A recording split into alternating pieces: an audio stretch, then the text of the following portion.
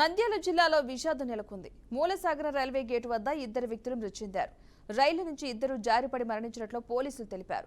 మృతదేహాలను పోస్టుమార్టం నిమిత్తం నంద్యాల సర్వజన ఆసుపత్రికి తరలించారు. ఈ ఘటనపై కేసు నమోదు చేసిన పోలీసులు దర్యాప్తు చేపట్టారు. మూలసాగరంకు పానెం రూట్కు ఒక అర్ధ ఫర్లాంగ్ దూరంలో పడినారు. కానీ అది రైలు నుంచి కింద పడినది. అది ఇద్దరికి చేతులు తలకు వెనకాల దెబ్బలు అన్నీ ఉన్నాయి. కానీ మన ఏరియా వాళ్ళ నెట్టు ఉంది. ఇంకా మీడియా మీరే తెలియచేయాలి ఇది. ఎందుకంటే మీ ఒపీనియన్ మీది బాగా. వాళ్ళ దగ్గర ఏమన్నా ఏం లేదు. ఒక బీడీ కట్ట ఉంది 30 నంబరు, ఒకటి రాజకన్య ఉంది, ఒక 10 రూపాయలు ఉంది. మొత్తం చెక్ చేసినాం. నా అనుమానం ఏమంటే ప్రశాంతి బండి అటు నుంచి వస్తుంది కదా, అక్కడ నుంచి బెంగళూరు పోతుంది ఔరాన్ నుంచి వచ్చి. ఆ బండికైనా పడాలా, ఇదంతా మెట్ల మీద కూర్చుంటారు. నాకు మాత్రం డౌటు మన ఏరియా వాళ్ళు కానట్టు ఉండాలి.